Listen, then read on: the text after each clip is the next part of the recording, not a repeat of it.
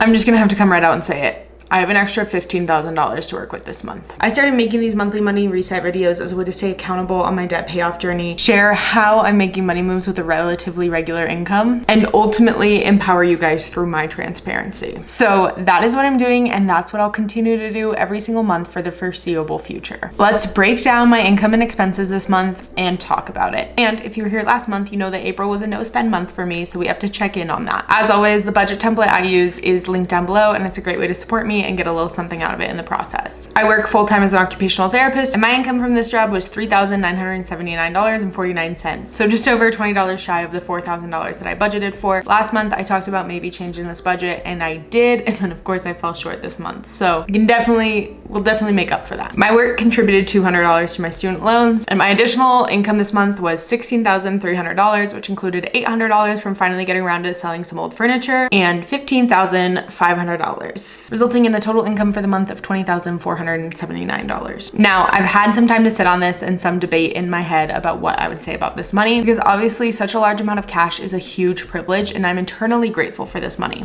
It allows me to make huge progress on my goals. And we'll talk about exactly what I did with it, but let's first talk about the $15,000. I'll first say it's not from social media. I'm very transparent with my finances, but I also want to protect the people in my life and the situations that we're in. So I don't think that I need to disclose to you guys where this money is from. There's lots of situations that I and you might find yourself in where you get a large chunk of cash. I'll share some examples that I've seen and some that I've been in myself. It could be a bonus from a job. It could be a sum of cash from wedding gifts. It could be an inheritance, and if so, I'm so sorry for your loss. It could be an investment that finally paid out. It could be the generosity of someone you love, like my friend's amazing boyfriend who, when she moved in with him, she insisted that she pay him rent, and he quietly tucked that money aside for years just to give it back to her at graduation. It could be many more things. And it could be something that you receive and wonder, what the heck am I gonna do with this? So that's the most important thing to focus on now. If you've been watching my videos for a while, you know that I have a rule for extra income that I established before I ever received extra income. And that rule is that anything that is over what I expect to make every single month, 70% goes to my loans, 20% goes to investments, and 5%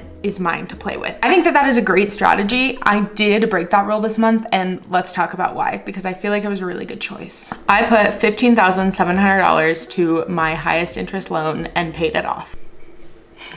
That plus my minimum payment means that I put about $16,000 to this loan this month and a total of $18,139 to my debt, bringing my loan balance from $106,572 to $90,232. Let's take a moment and celebrate the fact that I'm officially out of 6 figures of debt. And I am well on my way to my next milestone, which is having less debt than money that I earn in a year. So what exactly does this mean going forward? The minimum payment for the loan that I paid off was $346. So this is an extra $346 per month that I'll put to the next loan that I'm gonna focus on, which currently has a balance of $29,407 and an interest rate of 6.28%. In total, I'll be putting $1,408 per month to this loan. That includes my work contribution, my extra payments, and the loan's minimum payment itself. So hypothetically, this loan will be paid off in 22 months. I'm optimistic that I can make it go faster than that. So we'll see what happens. Now feels like a good time to tell you to subscribe to join along on that journey. I invested my usual $583 this month, and I saved for my sinking funds my usual of $220. Sticking to the usual, my fixed expenses were $1,062. So nothing out of the norm there. Now, as you know, I wanted my variable spending to be $0 this month, and I failed.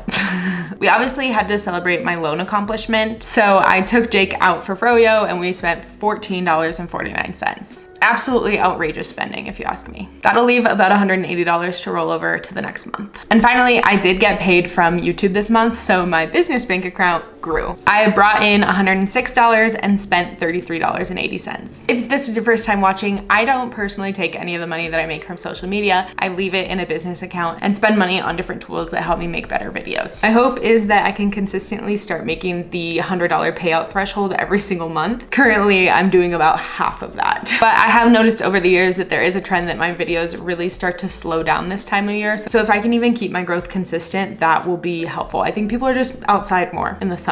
Subscribe. It's pedal to the metal time for me, regardless of what the analytics say. As always, let me know what you want to see from me. In May, I am looking forward to some exciting videos that I have planned. I'm really focusing on short form content and giving you guys a lot of value in this long form content.